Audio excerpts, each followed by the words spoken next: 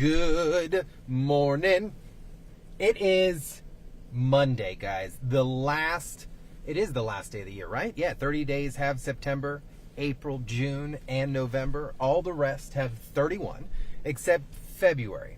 And that's how I always remember it. Don't mind this obnoxious camera right in my mouth, because there's a point as to why I have this camera here. We're going to talk about that in just a second. But first, good morning to you guys. Happy Monday, 10 o'clock in the morning. We are live here inside Results One for Trooper Steve on patrol.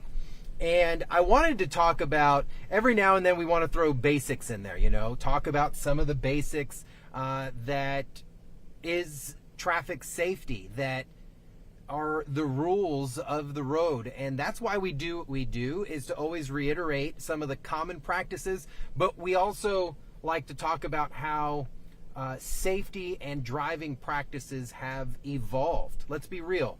This vehicle alone, it's a couple of years old, but would be a foreign alien if we dropped this truck off 50 years ago, right? Let alone 20 years ago. This truck, F-150, does not look like a 20-year-old F-150. And so that means tech has advanced. Safety within the vehicle has advanced, meaning some of the practices that we do physically behind the wheel has also had to evolve a little bit, right? So you guys remember driver's education, learning how to drive, your mom, your dad, whoever ultimately taught you how to drive. It was the basics, right? Seatbelt, mirrors, and the infamous 10 and 2 on the steering wheel. Meaning, I've got my camera set up nicely today, the infamous 10 and 2. 10 o'clock, 2 o'clock. And this is what we were taught, exactly where to put our hands. Well, this is changing, and it's changed over the past few years, and I wanted to take an opportunity for us to have that discussion, to talk about proper hand placement. And I get it. No one really drives down the road at a 10 and 2 for 100% of the time. You got to change your signal. You got to adjust things in the vehicle. But I'm here to tell you there's a new way in which driver education is not only teaching it because we feel that it's safe, but it gives you more control of the vehicle. I'm also going to add in a few extra things during this stream to kind of talk about that. So let's start it off. So most of us were taught the 10 and 2 in driver's education for years. This was the standard, but the guidance actually comes from before the beautiful airbag were a big thing. Back then, you needed more leverage on a bigger vehicle to steer those big, heavy vehicles that did not have power steering. But in today's society, I could spin this without a problem. We rewind back to where pickup trucks or vehicles didn't have power steering. You needed that leverage on the steering wheel here in order to kind of pull the weight around on that vehicle. So things have changed. With that airbag deployment, think about that. Airbags being here, and an airbag deploys at anywhere from 150 to 200 miles per hour, okay? So with your hands kind of above the airbag here, this would cause extreme pain to your forearms, right? Not a good thing, having your car at 10 and 2.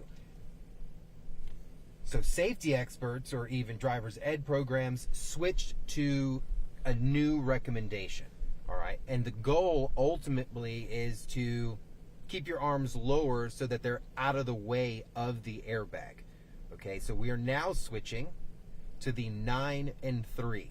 We're only pushing it an hour. We're pushing it an hour out, and it puts your hands completely opposite of where they are on the steering wheel and gives you more control of the vehicle and actually gives you a little bit, I would say, me personally, a more relaxed feel to what's taking place on the steering wheel. Because 10 and 2, think about it. You're up there, you're constantly tense, showing your shoulders a little bit. So the original recommendation was 10 and 2, like I demonstrate. All we're going to do is you're going to drop down to a 9 and 3. I'm going to add something else in. I want you to take your steering wheel and split it directly in half. When you do this, you're assigning a zone. The left zone here, the right zone here. At no point in time should your hands ever crisscross. Okay, so when you're turning your steering wheel, we call this shuffle steering. They never cross over with each other. Okay, this allows more control of the vehicle, and you're not doing all this weird stuff with your hands when you're sending the wheel back and all that crazy stuff. What you're doing is you're maintaining a 9 o'clock and a 3 o'clock position with a invisible line down the center. The right stays here, the left stays here. No more 10 and 2. Why? Because of the airbag. We don't want it to hit up here, causing any pain or damage to your hands. And we have power steering now. Like I showed you a second ago, I can move this with just my finger. So now we want you to lower down to the 9 and 3 o'clock position, allowing this airbag, which can deploy from 150 to 200 miles an hour, actually come up to where it's supposed to come up to. Not impact your hands, but the front part of your body, because that's what that airbag is designed to do. It's not designed to impact your arms, because then it's defeating the purpose, right? We want it to prevent forward movement. So that is the big reason for the new adjustment, and of course the controlling. So that new modern day gold standard is 9 and 3. So when you hear people say, oh, 10 and 2, oh, you're 10 and 2. No, 9 and 3. This is something I was taught years ago in the Highway Patrol Academy, because think about it, we do so much driving that, you know, there are advanced ways to operate your motor vehicle. So that is the new gold standard, 9 o'clock and 3 o'clock on your steering wheel. I'm really glad I had this camera here to show that to you. So what's this, if you're joining us this morning, you might be like, man, Steve's talking about where to put your hands on the steering wheel. Actually, yes, I am. We're trying to update you, the viewer, the watcher, the driver, the passenger, that there is an updated way to putting your hands on the steering wheel, and there's a reason behind that. Not only stability, but quick steering corrections and safer with the airbags. And we demonstrated that.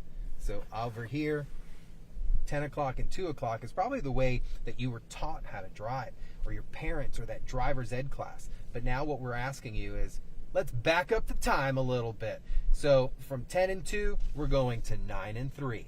And then I'm telling you, imagine a little split right down the center there, all right? And ultimately, keep your hands dedicated to there. This is the left-hand house, this is the right-hand house, and there is no switching of sides. Meaning, not only are you operating the vehicle this way and going back to home base of 9 and 3, but you're shuffle steering.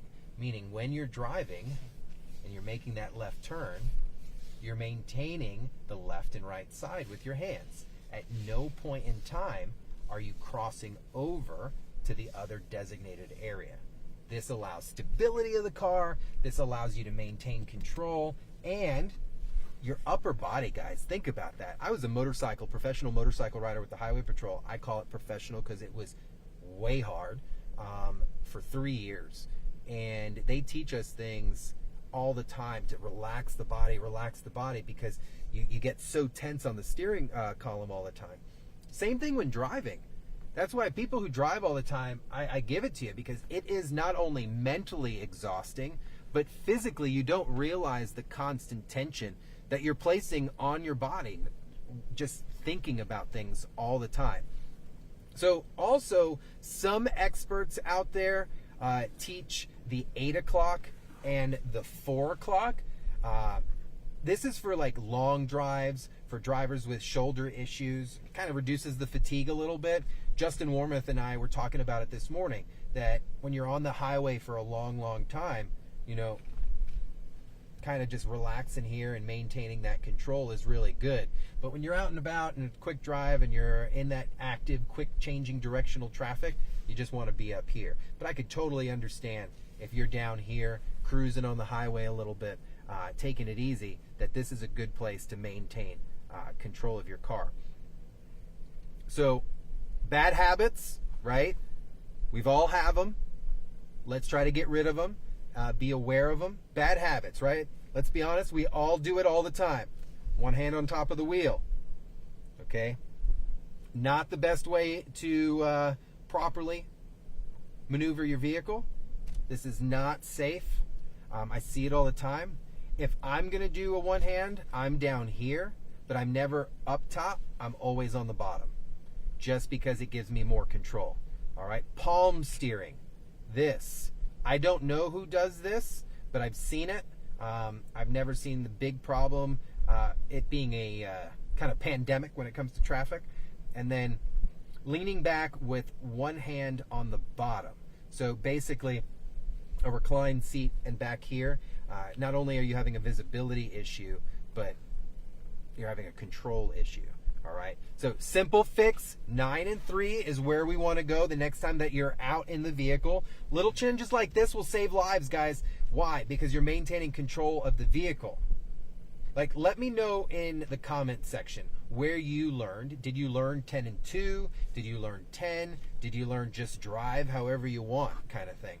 But at the end of the day, having a structured physical mannerism on how you operate a car is extremely important, because you've got about 3 inches per tire touching the car, and you've got 2 hands that are in complete control of the steering wheel. Very, very important to have good tires and good control. You're in control of that second part, right? Constantly. You got to maintain the other part, but the constant control is right there with the steering wheel. So guys, we're going to wrap this. Super simple, dedicated to memory. The old ways of 10 o'clock and 2 o'clock are no more. I'm asking that you adjust your time, come down to the 9 and 3, the new gold standard. Have a great day, guys. We'll see you later.